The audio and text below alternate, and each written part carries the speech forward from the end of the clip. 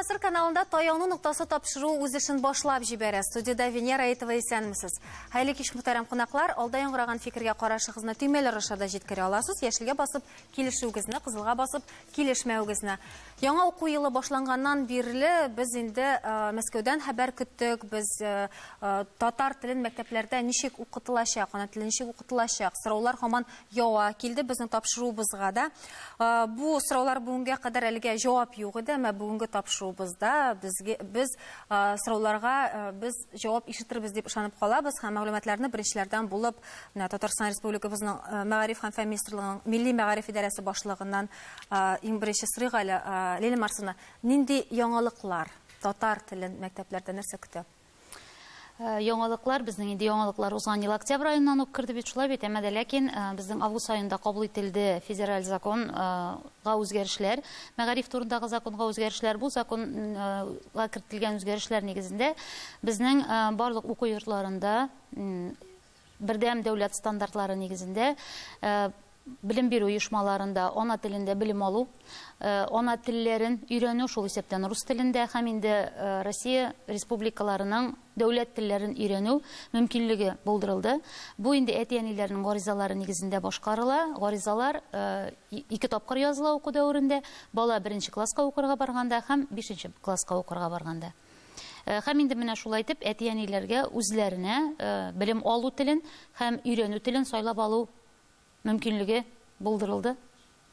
Ничек сезгә хөрмәтле кунаклар әлеге яңалык, ничек кабул иттегез, Зилә ханым? Сездә нинди рәвештә укыту алып барыла бүгенге көндә? Октябрь аенда инде бу хәбәр килгәч безгә бик авыр булган иде. Ата-аналарда, мәктәп директорларда, укытучылар өчен дә бик авыр булды. Шуннан инде гаризалар яздырдык. Безнең мәктәптә мәсәлән 67% бала ана теле итеп татар телен сайлады. Алар арасында рус телле балалар да бик күп иде. Менә хәзердә инде уку елы башланды. Былтыр язучылар шулык дәвам итәләр сайлаган телләрен 1нче һәм 5нче сыйныфлар язалар инде. Без инде хәзер безгә үзгәрергә кирәк дип саныйбыз һәм шуңа күрә татар теле укытучылары хәзер яңа методикаларның иң нәтиҗәлеләрен, иң отышлыларын кулланырга тырыша дәресләрдә. Балалар дәресләргә теләп килсеннәр өчен, яратып сайлаган балалар яратып йөрсеннәр өчен тырышып төрле методикаларны кулланып укытабыз. Чөнки инде балалары яратып өйрәнсә, дәрескә яратып килсә, татарча еркин сөйләшсә, бер ата-ана да татар телен сайлауга каршы булмас дип уйлыйм мин. Бу безнең килеп туган проблеманы хәл итәчәкме, Мартаз хаҗ? Бу килеп туган проблема дип инде ул проблема. Закон нигезендә генә хәл итеп була, чөнки бу закон Россия конституциясенә туры килми. Нан соң шуны әйтеп китәсем килә, законда каралган 1нче класста, 5нче класста язу, ләкин прокуратура балаларны у фәннәрне сайлатты инде бөтен классларда, бөтен сыйныфларда, октябрь аенда, декабрь аенда. Шуңа күрә закон артка кечею артка таба. Мин мәгарифтә эшләгән кешеләргә тәкъдим итәм, быел да сайлауга мөмкинлек бирергә, коррекцияләр ясарга барлык классларда да. Чөнки алар бит инде элек сайлаганнар иде. Әгәр дә бу законны прокуратурасыз гына керткән булсак, безнең калган класслар сайламый укырга тиеш. Ничек бар шулай? 1нче, 5нче класслар гына сайларга тиеш законны караса. Ләкин алар узган ел сайладылар, һәм быел корректировка кертергә теләүчеләр бар мәктәпләрдә укып карап. Аларга мин быелга мәктәпләргә мөмкинлек бирергә кирәк дим. Ә инде бөтенесе 5нче класска җиткәч, ул вакытта дөрестән дә уже сайлау 1нче класста сайлаганнар киләсе елга сайламый торган булалар. Әлегә сайламаганнарга сайлау мөмкинлеге тудырырга кирәк дип уйлыйм мин. Беренчесе, инде проблеманы хәл итүгә килгәндә, әлбәттә укыту методикасы нагына сылтап калдыру бу әйбер дөрес булмас иде, чөнки кызыксындыруның төрле чаралары бар. Мәсәлән, рус телен сайларга кызыксындыру нинди кызыксындыру? Анда бар бердәм дәүләт имтиханы.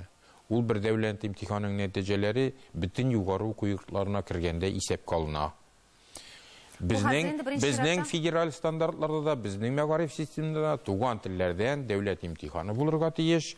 Һәм ул дәүләт имтиханы югары уку йортларда кергәндә исәпкә алынырга тиеш. Бу вакытта туган телләрне сайлау мөмкинлекләре тигезләнә, дөрестән дә законда каралганча ирекле сайлау шартлары барлыкка килә. Ә бүгенге көндә ирекле сайлау шартлары юк. Чөнки рус теленең өстенлекләре бик зур. Монда бит инде әйтеп киттеләр, проблемалар тудымы дип. Чыннан да проблемалар туды. Татар телен укыту ул туган тел буларак та һәм дәүләт теле буларак та билгеле бер система салынган иде. Укытучылар да бар, дәреслекләр да бар, программалар да бар иде. Менә шушы узган ел уку елында килеп чыккан үзгәреш бит инде ул бу системаны югалтты дип әйтергә кирәк. Хәзер яңадан башларга кирәк булачак килеп чыкты бит инде. Шуның өчен монда Зилә ханымның фикере белән мин шулай килешәм. Чөнки элек вакытта безнең гариза дигән әйбер юк иде, чөнки безнең Татарстан Республикасының мәгариф турында закон нигезендә барлык укучылар да димәк мәҗбүри укыла татар телен. Татар балалары да һәм башка милләт балалары да. Конституция һәм белем мәгариф турында закон нигезендә дә. Әйе. Ә хәзер вакытта андый мөмкинлек юк, чөнки әти-әниләрендә телләрен, туган телләрен сайлап алырга тиеш балалар. Татар телен яки анда рус телене. Беренче чиратта бу беренче чиратта әлбәттә татар теле укытучыларга да төшә, чөнки әгәр дә Зилә ханым әйткәнчә татар теле укытучысы компетентлы булмаса, аңа тискәре карашта торачаклар ата-аналар. Беренче чиратта иң яхшы укытучы булырга тиеш. Барлык технологияны яхшы белгән укытучы булырга тиеш, һәм нәтиҗә бирә торган укытучы булырга тиеш. Икенчедән, ата-аналар белән эшләргә кирәк булачак хәзер вакытта. Инде мәҗбүр итеп кенә әйтеп булмый. Рәйф Каримов, беренче класста ничек? Алар бит беренче класста сайлыйлар. Алар әле укымаган, бер укытучыны да күрми, белми, ничек сайлыйсың? Монда укытучының сталыгы ничек тәэсир итә? Үзаңына кайтып кала. Әлбәттә укытучының ише монда бернинди урынсыз, укытучының ише турында сүз дә юк. Законда. Беләсезме, һәр кеше үзеннән башларга тиештер. Менә һәрбер эшендә үзеннән башларга тиештер. Без ешкына шулай эштәбез. Менә аның ул бер төрле эшли, аның сөйләшүе фикере икенче төрле яңгырый. Әгәр дә һәрбер ата-ана үзендә милли хис тудыра икән, үзендә һәм аның баласында милли хис тудыра икән, әлбәттә ул сайлап алачак. Беренче чиратта милли рух һәм милли хис булырга тиеш. Бу инде балалар бакчасыннан башлана, бу әби-бабайлардан башлана. Мин дә шуны истисем, чөнки мәктәпкә генә, менә гел мәктәп кенә дибез инде, билгеле мин менә бер яктан килешәм, чөнки мәктәптә бүгенге көндә 90нчы елгы балалары килә. Ягъни кайчандыр кыйбласыз калган әти-әниләрнең алар өчен бәлкем телнең ул хәтле мөһимлеге дә юктыр. Һәм инде әгәр дә әти-әни баласын татар теле сайлыйм дип килә икән, билгеле мәктәп кулыннан килгәннең барында эшләргә тиеш. Әмма дә ләкин әгәр дә гаиләдә татар теленә хөрмәт юк икән, гаиләдә татар теле кирәк дип табылмый икән, милләте татар булуга да карамастан дип әйтәм инде. Билгеле бу очракта мәктәп кенә әллә нәрсә эшли алмый. Иң беренче чиратта ничек тә булса ата-аналар белән эшләү формасы уйлап табырга кирәк. Бу максатчан эш булырга тиеш. Бу турыда безнең президент әйтте, безнең мәгариф министрлыгы да әйтте. Һәм бүгенге көндә бездә тәрбия эшләрен бик ныгытып, ата-аналар белән эшләүне, максатчан эшләүне, туган теленең әһәмияте турында шул яңа формалар булдырырга кирәк бүгенге көндә. Шул 90нчы елларда туган ата-аналарның үзләре белән эшләргә кирәк дигән сүз. Әлбәттә, аның формаларын табырга кирәк бүгенге безгә. Һәм ул тәрбия чаралары аша булырга тиеш. Ни рәвешле моңа ирешеп була? Моның турында сөйләшүебезне дәвам итәрбез. Рекламадан соң бездән аерылмагыз.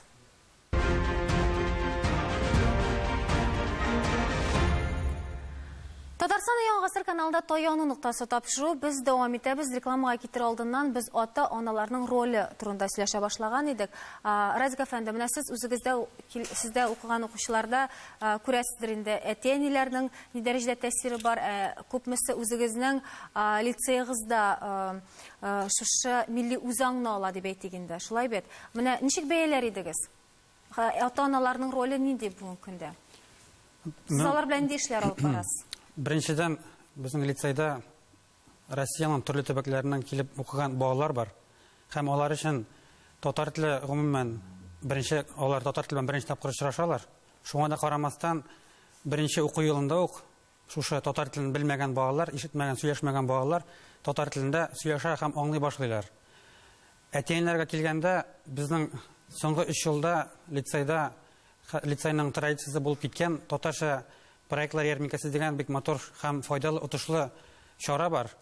Без татар телле булмаган балаларга татарча проект ярминкалары оештырабыз. Балалар үзләре мөстәкыйль рәвештә татарча проектлар әзерлиләр, инглизчә, русча уеннарын тәрҗемә итәләр, үзләре уйлап өстәл уеннары, хәтта 1-2 баланың өстәл уены лицензиялы бизнес проект барак әзер булып килде хәзерге вакытта, балаларны сәүдәгә чыгардылар.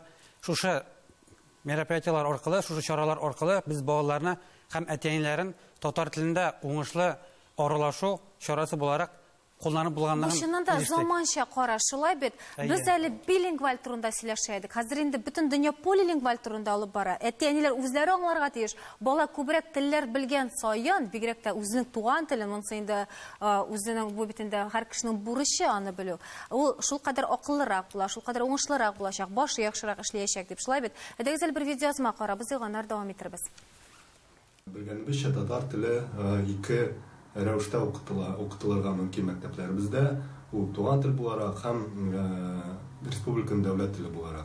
Хәзерге вакытта да республиканың дәүләт теле буларак укытылса, ул уку планнарының вариатив өлешендәме, әллә инвариатив өлешендә буламы? Әгәр дә ул вариатив, ягъни мәҗбүри булмаган өлештә булса, ата-аналар аны татар телен фән буларак сайлар өчен, вариатив фән буларак сайлар өчен нинди мотивация тудырыла, ничек бу ата-аналарга аңлатыла, һәм гомумән ата-аналар татар телен туган тел һәм дәүләт теле буларак сайлар өчен нинди аңлату эшләре алып барыла, һәм бу эшләрне алып бару өчен иҗтимагый оешмаларны, мәсәлән, конгресс оешмаларын бу эшкә тартып буламы, һәм бу эш ничек сездә планлаштырыла.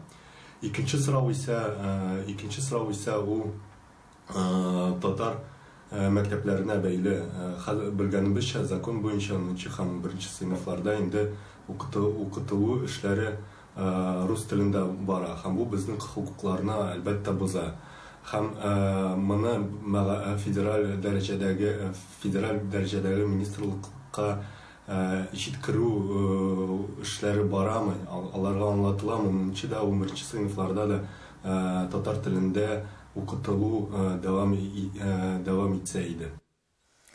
Шунда ата-аналар бик борчыла, Лилимарсын, сезгә дә бик күп сораулар яудыралар. Шулай бит, имеш-мимешләр бик күп китте. Менә дәшми торган арада яңалыклар булмагач, ата-аналар үзләре дә кемнәрдер тагын купайтып та сөйләр, шулай бит. Шуңа күрә җавапларны җиткерсәгез иде, бераз бәлкем тынычландырырга да кирәктер. Дөрестән дә менә 2 көн телефонның бердә туктап торганы юк. Мәктәпләрдән дә шалтыраталар, әтиәннәрдән дә шалтыратулар килә. Кызганычка каршы, менә бүгенге стандартлар нигезендә безнең дәүләт теле ул инде уку планының мәҗбүри өлешенә кермәгән. Ягъни, Мәскәүдә Мәгариф министрлыгында безнең эш төркеме төзелде. Бу эш төркемендә шул безнең Мәгариф министрлыгыннан да вәкилләр турыдан-туры катнашты. Без үзебезнең тәкъдимнәребезне президентыбыз исеменнән дә юлладык. Үзебез дә тәкъдимнәребезне керттек. Һәм бу тәкъдимнәрдә билгеле Россия республикаларының дәүләт телләрен мәҗбүри өлешкә кертү тәкъдиме кертелде. Әмма дә ләкин бердәм дәүләт стандартларына үзгәреш кертү ул бик тиз генә була торган түгел. Ул инде башта җәмәгатьчелек тикшерүен узарга тиеш, аннан соң инде юристлар тикшерүен узарга тиеш, һәм бар тик шуннан соң гына гамәлгә керә. Кызганычка каршы, менә бүгенге көндә мин проектны күрдем, һәм анда мәҗбүри өлешендә дәүләт телләре бар дигән әйберне мин күрмәдем. Чынлап та бүгенге көндә әти-әни дәүләт телендә шулай ук сайлап ала. Әмма дә ләкин без инде әзрәк кенә үзебездән дип әйтимме, шундый мәктәпләргә тәкъдим белән чыктык, чөнки узган ел менә бу сайлап алу вакытында бик күп татар милләтеннән булмаган әти-әниләрдән шундый сорау килде. Без татар телен өйрәнер идек, әмма дә ләкин ул безнең өчен ана теле түгел. Без ни өчен гаризаны ана теле дип язарга тиеш дигән. Һәм инде без менә мәктәпләргә тәкъдим иттек, шушы ана теле фәне кысаларында татар телен дәүләт теле буларак өйрәтү мөмкинлеген. Бу максаттан инде без эшләдек. Үрнәк программа, бу үрнәк программа экспертиза үтте. Ул инде бүгенге көндә федераль реестрга кертелгән. дәүләт теле, татар теле дәүләт теле буларак, һәм ул программа нигезендә без эшли алабыз. Һәм инде Раиф Кәримуллович әйтеп китте, бераз үзгәрешләр булды дип. Чөнки ана телен укытканда да без инде хәзер үзебезнең методиканы да, карашны да, юнәлешләрне дә үзгәртергә тиеш булабыз. Шул сәбәпле шулай ук ана теленнән һәм әдәбиятыннан үрнәк программалар безнең эшләнде. Бүгенге вакытта алар экспертизада. Алар шулай ук үткәннән соң без инде шушы яңа программалар нигезендә яңа дәреслекләр эшләргә тиеш булабыз.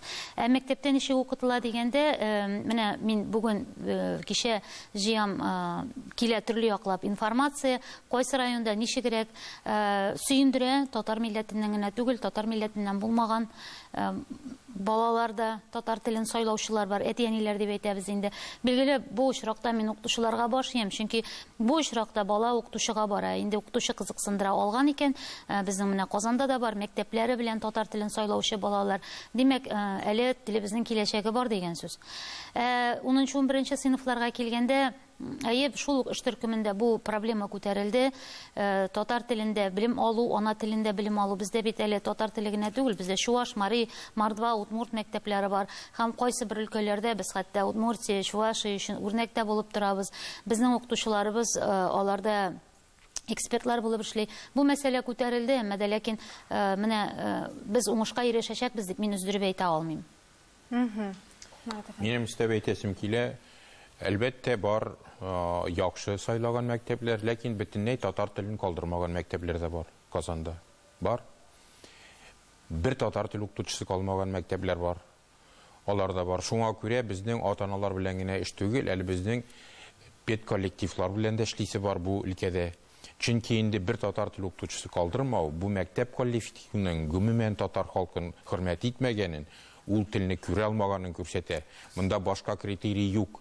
Шуңа күрә мәктәп җитәкчеләре белән дә, укытучылар белән дә бик нык эш алып барырга кирәк. Ана теленең нәрсә икәнен, халык өчен нәрсә икәнен һәм кешеләр белән яшисең икән, ул халыкны хөрмәт итәргә кирәклеген безнең педагогларга җиткерергә кирәк.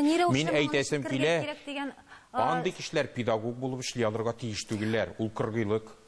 Марат әфәнде, әлеге сорауга җавап биргәнче, әдәс видеоязма карап узыйк. Менә монда нәкъ татар теле укытучысы безгә җибәргән. Аннан дәвам итәрбез.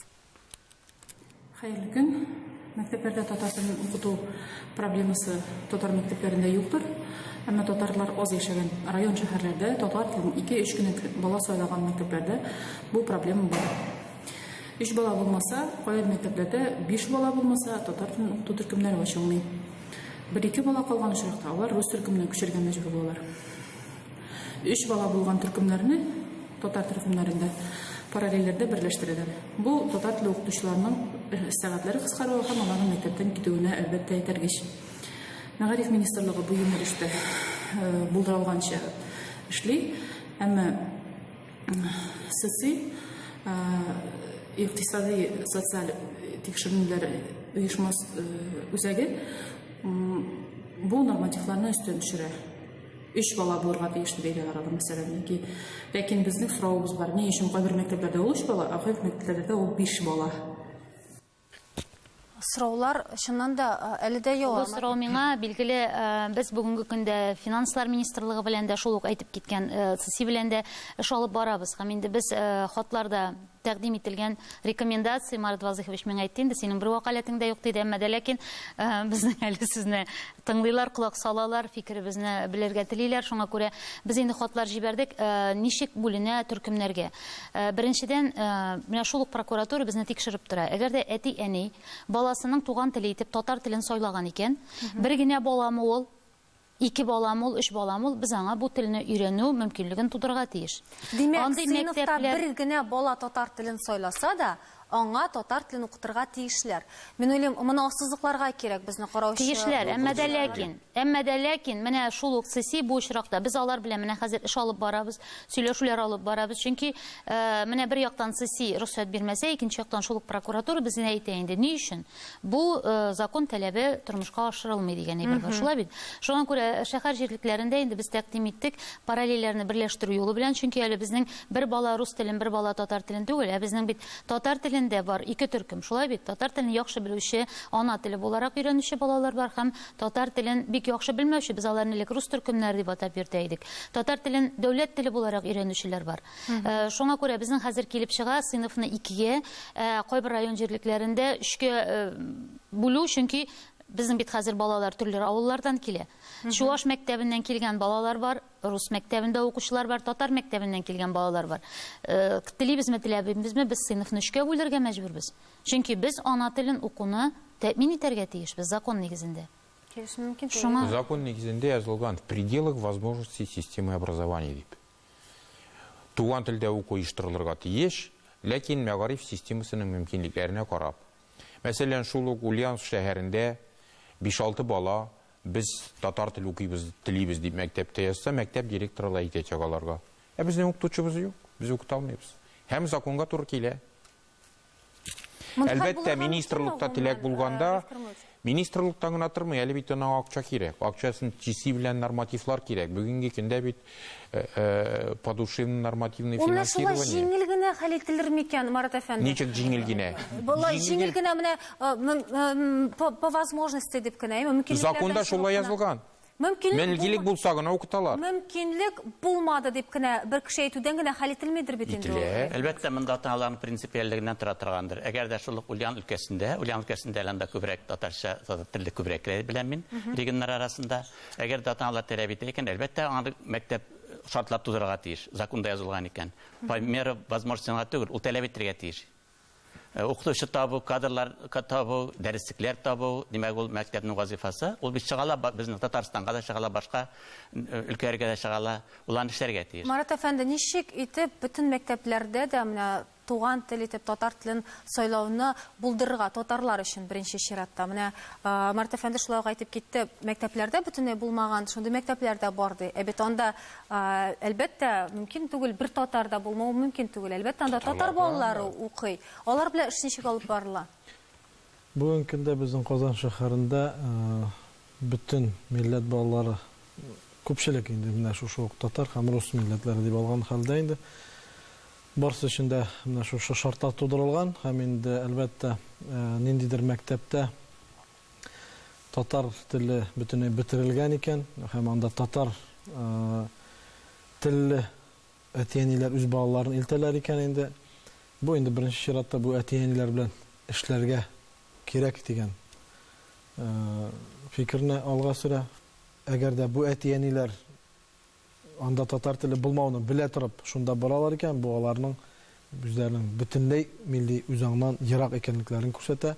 Һәм моны мәҗбүр итеп кенә эшләү мөмкин түгел. Бар, эшлесе җирлек бар. Шул әниләр белән дә беренче чиратта шулай бит. Әле бер мәсьәләне генә вакыт әлбәттә бик кысан. Раиф Кәримович, менә кыскартылган укытучылар турында сорыйсы килгән иде. Алар бөтенесе дә урнаштырылдымы, тармактан киттеме, аларны контрольдә тотучы бармы? Бүген көндә чыннан да безнең татар теле менә сәгатьләр саны кыскару сәбәпле кайбер укытучылар безнең яңадан әзерләү курслары үттеләр. Ул берничә төрле институтта һәм университет базасында. Алар өлешчә татар теле укыталар, өлешчә башка фәннәр укыта башладылар. Сәгатьләр саны менә кимрәк булганнар өчен. Тармактан китүчеләр алай күп түгел, безнең тармактан китүчеләр. Безнең күбесе мәктәпләрендә калды яки башка мәктәпләргә күчелде һәм шушы өстәмә рәвештә предметларны укыта башладылар. Төрле предметлар. Мәсәлән, рус телен укыта башладылар, туган тел буларак, кемнәрдер музыка, хәсәрәтте аны укыта. Һәм башка төрле предметларны укыталар. Башлангыч классларга күчтеләр, мәсәлән, чөнки аның беренче белеме бар, башлангыч педагогический бетергән. Анда чираклар бар. Балалар бакчаларына шулай ук тәрбиячеләр булып китүчеләр дә бар, чөнки бүген көндә безнең балалар бакчаларында да бик зур таләп, кадрлар җитмәү, югары таләп бар һәм инде анда да шулай ук татар теле укытучыларның тәрбияче булып китү чираклары да бик күп һәм алар бүген көндә үз урынында. Бу аерым бер зур мәсьәлә, чөнки мәктәптә, университетта татар телен укыткан кешенең балалар бакчасына киткәндә, бу чыннан да һәр кешенең бит әле үзенең сәләтенә карап, шулай бит кадрлар мәсьәләсен әле аерым тапшыруда да сөйләшербез. Лилия Марсовна, менә килеп туган вазгыятьтә, менә бүгенге вазгыятьтә ана телен, татар телен укытуда аналар өчен дә, укытучылар өчен дә нәрсә таян нуктасы булырга тиеш, сезнең фикерегезчә? Таяну нуктасы ул кешенең үзенә булган хөрмәте. Әгәр дә кеше үзен хөрмәт итә икән, ул үзенең милләтенә, үзенең теленә, үзенең туган ягына тугры икән, ул димәк үзен хөрмәт итә дигән сүз. Үзен хөрмәт иткән кеше бер кайчанда әлеге кыйммәтләргә хыянәт итмәс дип уйлыйм мин. Таяну ноктасы кешенең аңы, аның үсеш дәрәҗәсе һәм үзенә хөрмәте. Укучылар да, ата-аналар да әлеге фикерне ишетерләр һәм уйланырлар дигән теләктә саубуллашабыз. Исән-имин булыгыз.